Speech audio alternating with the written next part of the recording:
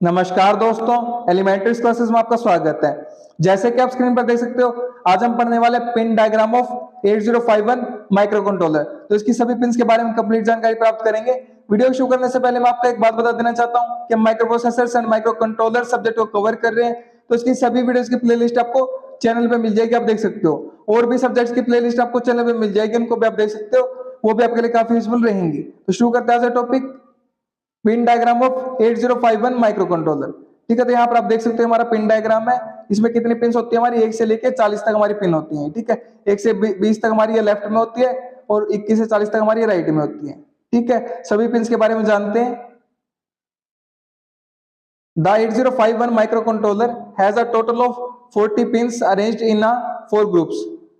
तो जो हमारा 8051 माइक्रो कंट्रोलर, उसके पास 40 पिन होती हैं हमारी, जिसको अरेंज किया जाता है, जिसकी व्यवस्था की जाती है हमारी 4 ग्रुप्स में, 4 ग्रुप्स। ठीक है, जिन ग्रुप्स के नाम हमारे port 0, port 1, port 2 and port 3। ठीक है, here is a brief explanation of each group. तो यहाँ पर हमारी संक्षिप्त में एक्सप्लेनेशन दे रखी है, हमारी व्याख्या दे रखी है हर एक ग्रुप की। Port 0 pins 32 to 39 are designated as port 0। तो 32 से लेकर 39 तक हमारी पिंस पोर्ट 0 पर नामित है हमारी। ठीक है, डेजिग्नेटेड है। And are used for both input and output operations. और इनका इस्तेमाल हमारा दोनों ऑपरेशन के लिए किया जाता है, इनपुट के लिए भी और आउटपुट ऑपरेशन दोनों के लिए, दोनों संचालन के लिए किया जाता है। ठीक है, port 0 can also be used for external memory interfacing. तो पोर्ट 0 का इस्तेमाल हमारा एक्सटर्नल, हमारी जो मेमोरी इंटरफेसिंग होती है, मेमोरी को जो जोड़ना होता है, उसके लिए भी किया जा सकता है। ठीक है, क्लियर है बात। Port 1 pins 1 to 8 are designated as port 1। तो जो पिन हमारी 1 से लेकर 8 तक होती है, वो क्या होती है हमारी, पोर्ट 1 से नामित होती है हमारी। ठीक है, and are used for both input and output operations. तो जो हमारी इनपुट एंड आउटपुट ऑपरेशन है, दोनों के लिए, दोनों के संचालन के लिए इसका इस्तेमाल किया जाता है पोर्ट 1 का। ठीक है, port 1 also has built in pull up registers. तो पोर्ट 1 के पास हमारे अंतर्निहित हमारे पुल अप रजिस्टर्स भी होते हैं, that can be activated by writing a 1 to the corresponding bit.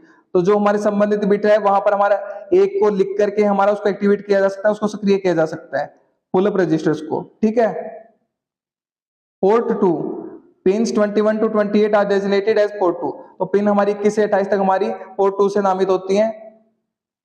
And used for both input and output operation. तो दोनों के लिए हमारा इस्तेमाल किया जाता है इनका, इनपुट एंड आउटपुट दोनों संचालनों के लिए, दोनों ऑपरेशंस के लिए। ठीक है, port 2 can also be used for external memory interfacing. तो पोर्ट 2 का हमारा इस्तेमाल एक्सटर्नल मेमोरी इंटरफेसिंग के लिए भी किया जा सकता है। And some of its pin have alternate functions. और इसकी जो कुछ पिन्स होती हैं हमारी, उनके कुछ वैकल्पिक हमारे कार्य भी होते हैं, such as being used as a serial communication interface. जैसे कि हमारा सीरियल कम्युनिकेशन इंटरफेस की तरह यूज किया जाना। ठीक है, तो ये हमारे कुछ वैकल्पिक हमारे फंक्शंस कार्य हो सकते हैं। Port 3 pins 10 to 17 are designated as port 3। तो पिन 10 से 17 तक हमारी क्या होती है, पोर्ट 3 से नामित होती हैं। And are used for both input and output operations. और इनका इस्तेमाल हमारा दोनों के लिए किया जा सकता है, इनपुट एंड आउटपुट दोनों ऑपरेशंस के लिए। ठीक है, port 3 can also be used for external memory interfacing. तो पोर्ट 3 का इस्तेमाल भी हमारा एक्सटर्नल मेमोरी इंटरफेसिंग के लिए किया जा सकता है। एक्सटर्नल मतलब जो बाहरी हमारी मेमोरी होती है, उसके साथ लिंक करने के लिए, उसके साथ जुड़ने के लिए, उसके साथ संचार करने के लिए किया जा सकता है। ठीक है, and some of its pins have alternate function. और इसकी जो कुछ पिन्स होती है, उसके कुछ वैकल्पिक हमारे कार्य भी होते हैं, such as being used as a timer counter input. जैसे कि हमारा जो टाइमर है, फिर काउंटर इनपुट के तौर पर इस्तेमाल किया जाना। क्लियर है बात।